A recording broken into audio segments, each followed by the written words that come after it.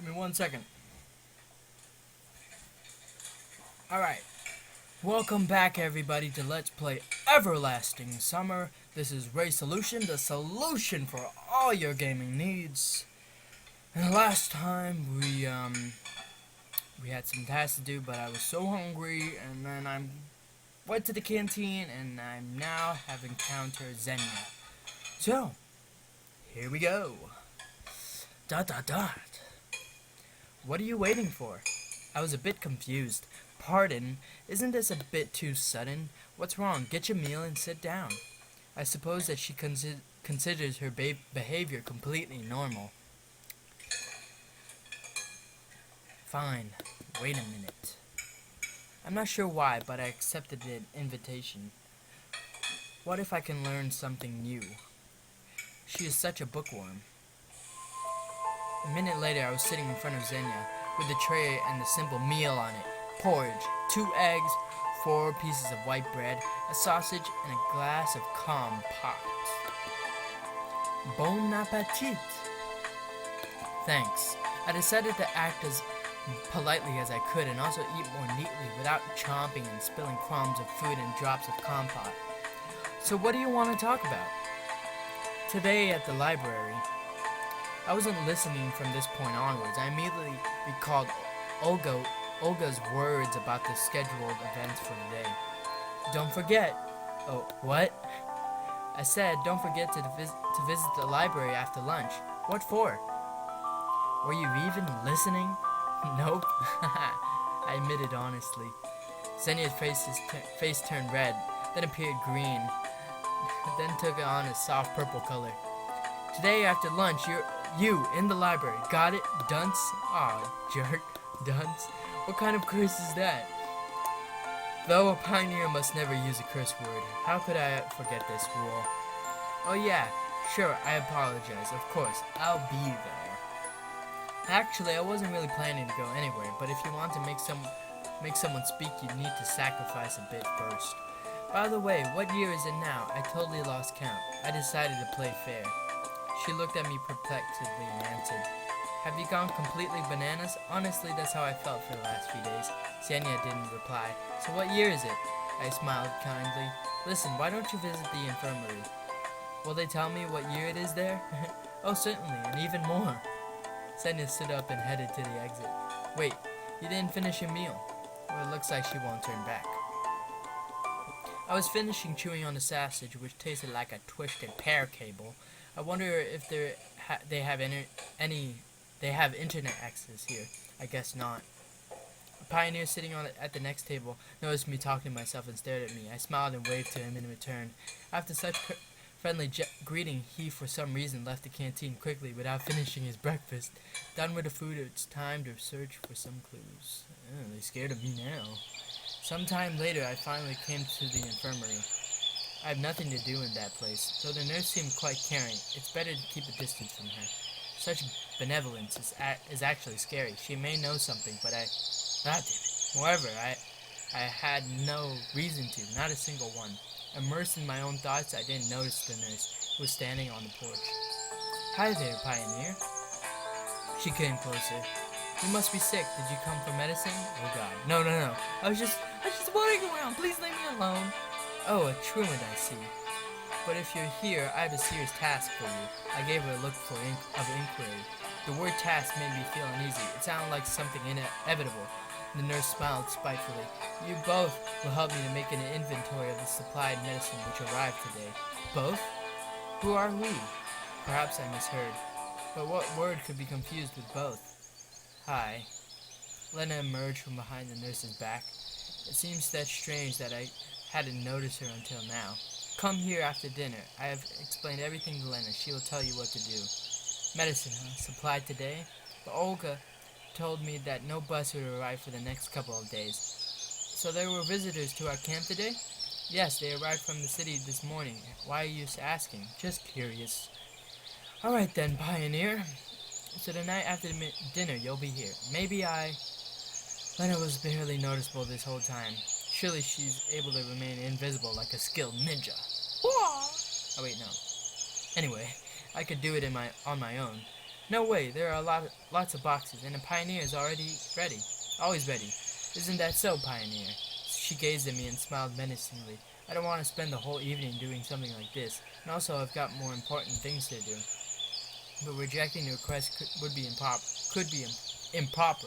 If it wasn't Lena who was standing here, I'd definitely think my way out.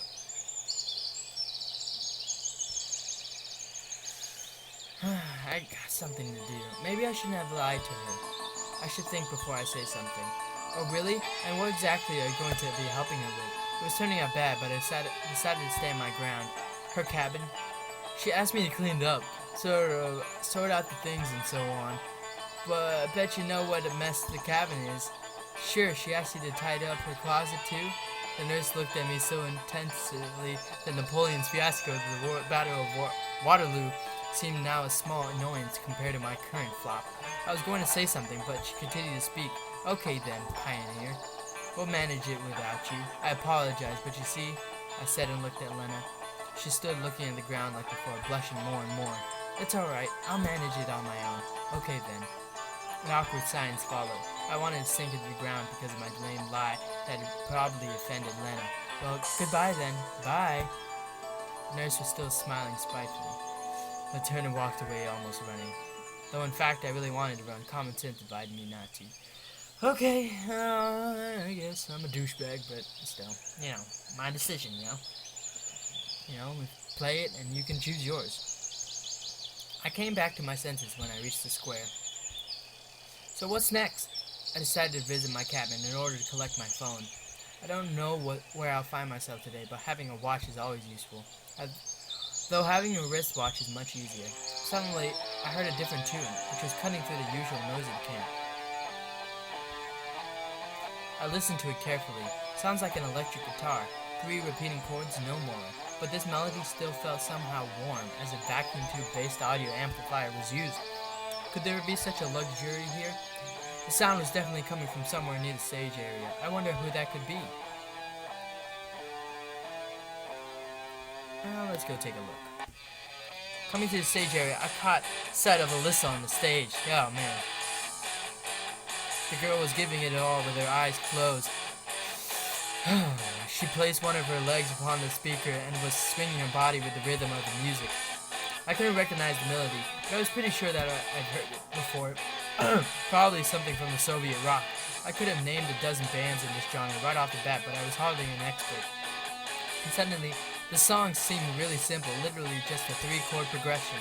Probably even I could have played it, given some time to practice it. I wonder where Alyssa got her playing skills. In the USSR, such music had never been nationally acclaimed. The future rock star wasn't taking any notice of me. It was like she was trying to become one with the music, to resound in every note, in every bar, in every triplet.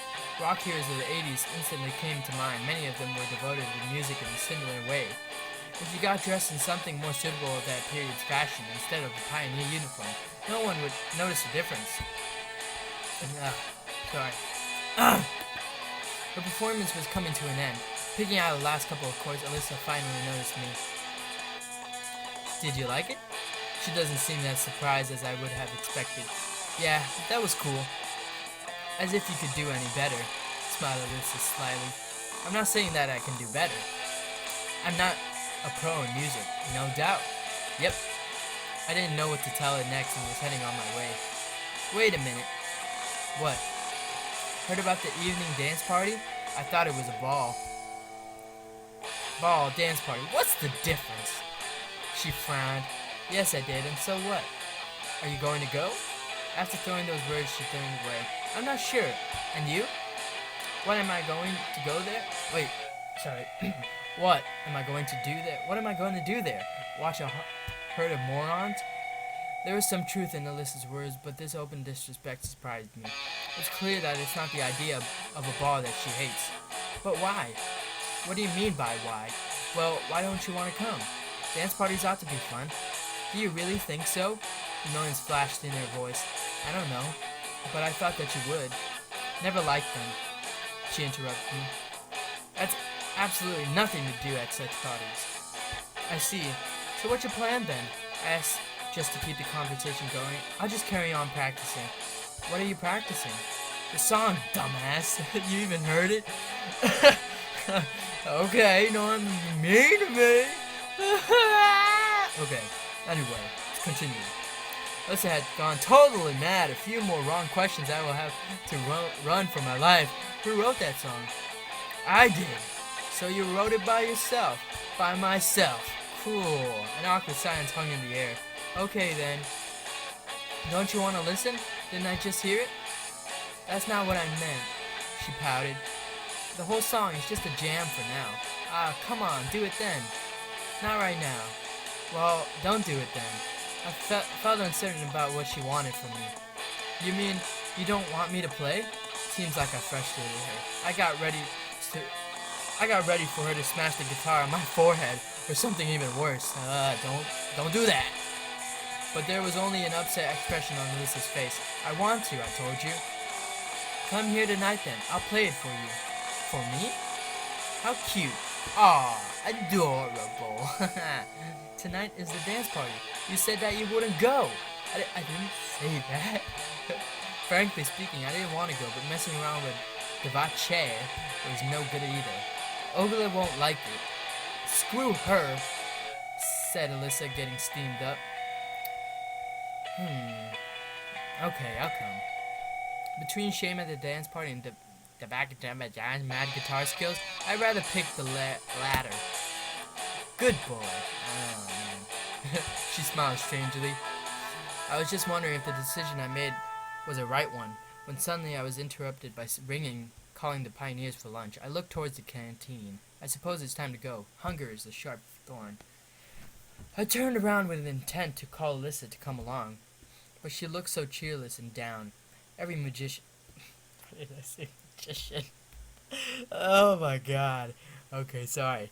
Every musician, God, I should know when it's time to leave.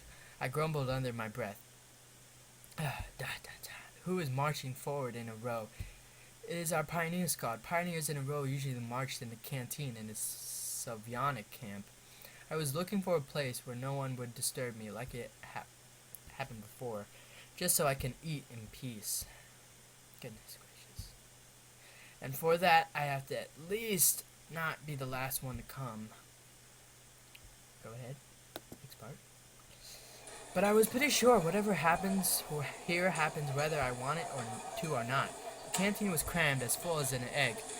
Olga was standing at the entrance, guarding it like a hawk. Well, Semyon, were you working hard today? Hard enough. Well done, truly well done, and the hardest is yet to come. I just bet. Fine, take a seat next to the girls. She pointed at the table next to the pillar. Slavia, Uliana, and Lena were already sitting there. Not bad company, at least not the worst. I got my meal and went up to them. Go ahead. Do you mind if I sit here?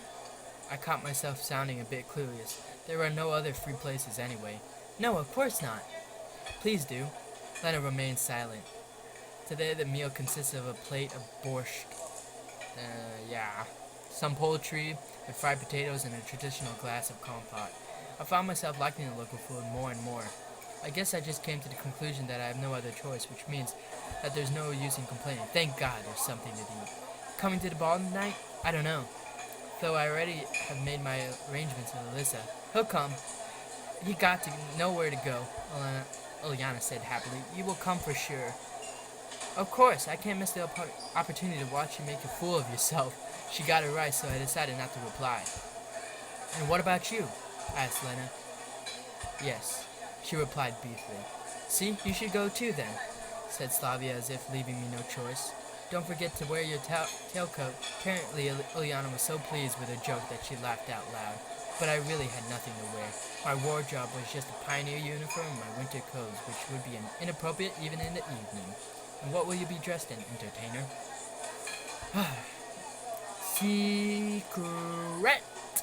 And that is where we're gonna end, because I only have about 20 seconds left of this video. Oh. Well, I hope you enjoyed this part of Everlasting Summer. This has been Ray Solution. And I will see you guys later!